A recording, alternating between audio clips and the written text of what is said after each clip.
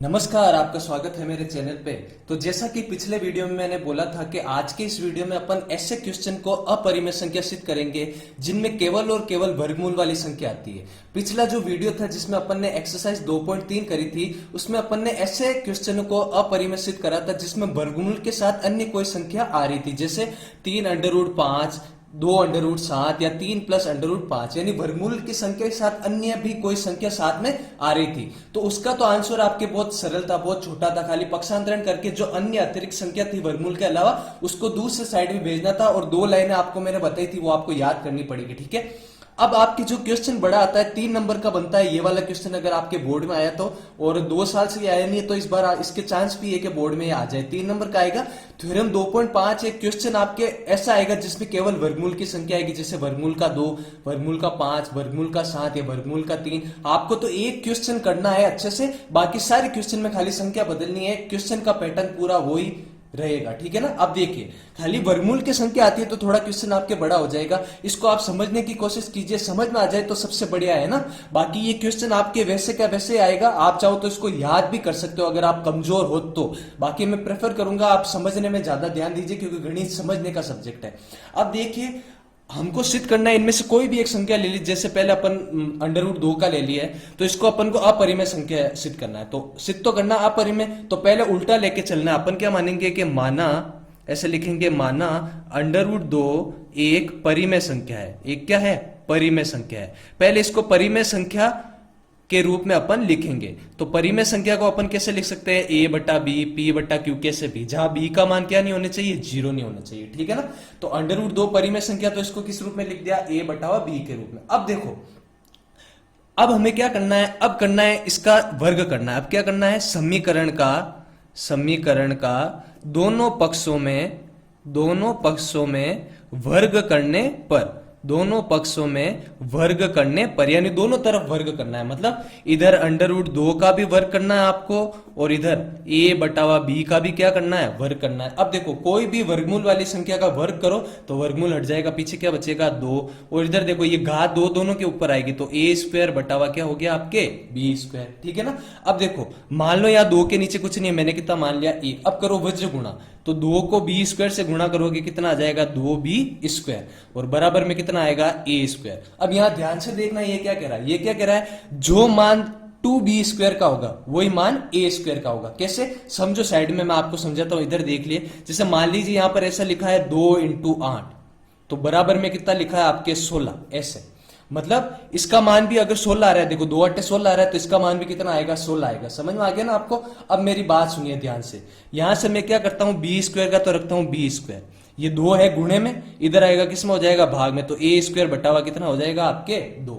अब यहाँ पे थोड़ा ध्यान से समझिए, मैंने अभी आपको क्या बताया था? ऐसे ही माना था कि a² का मान कितना है? 16 है। इसको ऐसे भी लिख सकते हैं, 4⁻2 लिख सकते हैं ना। अब मेरी बात सुनिए, अगर 4⁻2 में 2 का भाग पूरा पूरा जाएगा, तो बताइए क्या 4 में 2 का भाग पूरा नहीं जाएगा? क्या जाएगा ना। अगर 4 के स्क्वायर में, 4 का स्क्वायर कितना होता है? 16। 16 में 2 का भाग जा रहा है, तो 4 में भी 2 का भाग जाएगा कि नहीं जाएगा? जाएगा ना भाई। तो अपन क्या लिखेंगे कि a² 2 से विभाजित है। यहां लिखा है कि a² में 2 का भाग जाता है। ठीक है, तो ऐसे लिखेंगे अपन। पहले क्या लिखेंगे? a² 2 से विभाजित है। विभाजित का मतलब a² में 2 का भाग पूरा पूरा जाता है, विभाजित है। अगर a² 2 से विभाजित है, तो जो a होगा वो भी क्या होगा? 2 से विभाजित होगा। a भी 2 से विभाजित होगा, a भी 2 से विभाजित होगा। समझ में आया ना। अगर 4 के स्क्वायर में 2 का भाग जा रहा है, तो भाई 4 में भी 2 का भाग आपके जाएगा। समझ में आया ना आपको? तो ये अपन ने लिख लिया, अगर a² 2 से विभाजित है तो a भी क्या होगा? 2 से विभाजित होगा। अब मेरी बात सुनिए ध्यान से। मान लीजिए यहां पर मैंने a में 2 का भाग दिया, समझिए यहां पर a में मैंने 2 भाग दिया 2 का। यहाँ a की जगह कोई भी संख्या हो सकती है, 4 तो मैंने माना है। मान लीजिए कोई भी संख्या, अभी हमें पता नहीं है। जब मैं a में 2 का भाग दूंगा, कुछ ना कुछ मान तो आएगा ना, कुछ ना कुछ भागफल तो आएगा ना। तो माना मैंने कि वो भागफल क्या आ रहा है? c आ रहा है। ऐसे मैंने मान ली c कोई भी संख्या है, तो a/2 में भाग देने पर कितना आ रहा है? c के नीचे कुछ नहीं, कितना मानना? 1। तो यहां से वज्र गुणा करो, a को 1 से गुणा करा a, 2 को c से गुणा करा, कितना आ गया? 2c। तो a का मान अपन क्या लिख सकते हैं? 2c। a बराबर आप क्या लिख सकते हो? 2c। समझ में आया? इसको तो आप दो यहां पर समीकरण नंबर 1 दो, जो अपन ने ऊपर निकाला था। आप क्या करो? समीकरण 1 में a का मान आपको रखना है। क्या रखोगे? समीकरण 1 में समीकरण एक में मैं ये सोच के चल रहा हूं कि आप साथ में नोट कर रहे हैं। अगर आप पलंग पे पड़े हो, मुंह में कुछ ठूस रहे हो और फिर कह रहे हो कि समझ में नहीं आ रहा, तो ऐसा तो समझ में नहीं आने वाला। कॉपी किताब साथ में लेके बैठिए और जो मैं कह रहा हूं ध्यान से सुनिए और लिखते जाइए इसको, तो आपको अच्छे से इसको समझ पाओगे आप। तो समीकरण एक में किसका मान रखेंगे अपन? ए का मान रखने पर, ए का मान रखने पर। देखो समीकरण एक आपको ऊपर दिख रही है, ये रही समीकरण एक। 2b² का 2b², ए की जगह कितना रखना आपको? 2c, तो 2c का क्या हो गया आपके स्क्वायर, ठीक है ना, 2c का हो गया स्क्वायर। अब देखो 2b² का 2b², 2 का स्क्वायर 4 और c का c²। इधर देखो दोनों में 2 का भाग जाता है, 2 एकम 2, 2 दूनी कितना हो गया आपके 4, तो क्या बचा है? b² बटा 2c²। अब ध्यान से देखना, पहले तो 2 था b के पास, तो ये गया भाग में। अब की बार 2 किसके पास है? c के पास, तो 2 यहां से गुणे में इधर जाएगा तो भाग में, तो c² का मान अपन क्या लिख सकते हैं? c² बराबर क्या हो गया?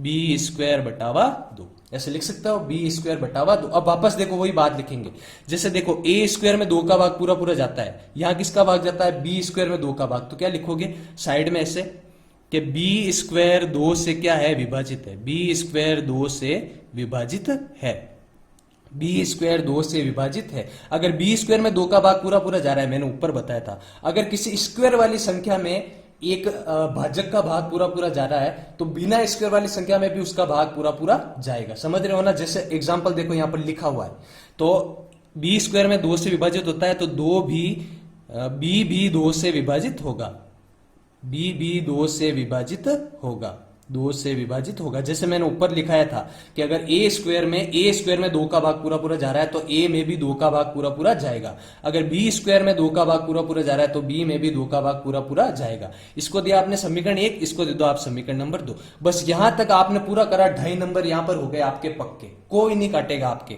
अब देखो आप चाहो, अगर आपको समझ में आया तो मैं बोल रहा हूं सबसे बढ़िया चीज है, गणित तो समझने की ही है। अगर समझ में नहीं आया तो आपको ये नंबर कटवाने नहीं है, आप तो इसको याद कर लो भले। अगर आप कमजोर हो, आप बोलते हो नहीं भाई मेरे को तो समझ में नहीं आया, इसको आप याद कर लो, नंबर नहीं कटवाने, क्योंकि ये सेम पैटर्न वही रहेगा, चाहे 2 का है, 3 का है, 5 का है, 7 का है। आगे मैं बताऊंगा अलग अलग संख्या है तो क्या करना है। ये तो आपने लिख लिया, यहां तक लिखते हैं आपके 2.5 नंबर हो गए पक्के। अब आधा नंबर है ये सब लिखने का, जो नीचे वो लिखा हुआ है ये आपको याद करना पड़ेगा। देखो आप चाहो तो ये भी याद कर सकते हो, ये तो आपके बुक में लिखा है, और अगर आपको ये कठिन लगता है ज्यादा, तो मैं एक इसके बाद में आपको अल्टरनेटिव बता दूंगा, एक और तरीका जिसको आप नोट कर लेना कॉपी में, आप वो भी लिख सकते हो। जैसे देखो इसमें क्या लिखा है? प्रथम व द्वितीय परिणाम से। प्रथम व द्वितीय परिणाम मतलब समीकरण 1 और 2 से। देखो ये रही समीकरण 1 और ये रही समीकरण नंबर 2। इससे क्या स्पष्ट होता है कि 2 जो 2 है, यहां पर लिखोगे 2, पूर्णांक a और b का क्या है? उभयनिष्ठ गुणक है, मतलब a में भी 2 का भाग जा रहा है और b में भी 2 का भाग जा रहा है, मतलब 2 क्या हुआ? इसका उभयनिष्ठ गुणक हुआ।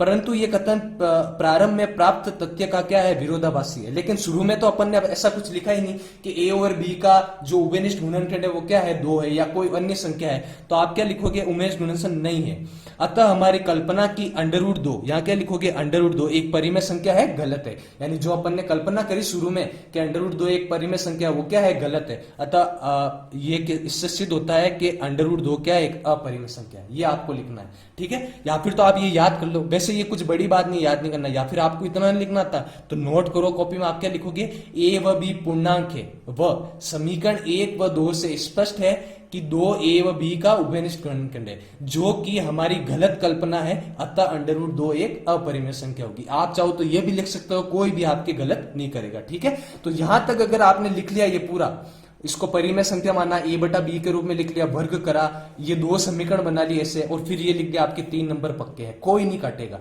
अब देखिए सवाल जरूरी नहीं आपके √2 का है, मान लीजिए √2 की जगह कितना आ गया? 3 आ गया, तो यहां 3 हो जाएगा, यहां भी 3 हो जाएगा, यहां भी 3 हो जाएगा, ठीक है? यहां 2 की जगह वापस कितना आ जाएगा? 3 आ जाएगा, वापस 2 की जगह 3 आ जाएगा, ठीक है? अगर 5 आए तो सब जगह क्या हो जाएगा? 5 हो जाएगा। 7 आए तो सब जगह क्या हो जाएगा? 7 हो जाएगा। बिल्कुल इजी क्वेश्चन है, आपको समझ में आया तो मैं बोलता हूं सबसे बढ़िया, नहीं आया तो आप याद कर लो इसको, आपको नंबर नहीं कटवाना है, चाहे 2 का है, 5 का है, 7 का है, ये पूरा पैटर्न है, कुछ उसमें नहीं करना है, ठीक है? वापस वीडियो को 2 बार देखना पड़े तो देख लो, लेकिन नंबर आपको नहीं कटवाना है। तो देखो यहाँ पर अपन ने 2.1, 2.2, 2.3 और जो ये इंपॉर्टेंट थ्योरम था जो वर्गमूल वाले अपरिमेय संकेत थे वो मैंने आपको करवा दिए। अब आपके बच्चे ये 2.4 वो बिल्कुल इजी है, उसमें से भी 1 नंबर का क्वेश्चन भी आता है। अगर 2.4 के पहले में से कोई क्वेश्चन आए तो 1 नंबर का आएगा, और दूसरे में से आया तो 2 नंबर का आएगा। ठीक है, तो अगले वीडियो में अपन वो क्वेश्चन करेंगे। अगर आपको वीडियो अच्छा लगा, आपको समझ में आया, या फिर मेरे पढ़ाने का तरीका आपको अच्छा लगा, तो वीडियो को लाइक कीजिए, वीडियो को शेयर कीजिए, और चैनल को प्लीज आप सब्सक्राइब कीजिए। ठीक है ना, धन्यवाद।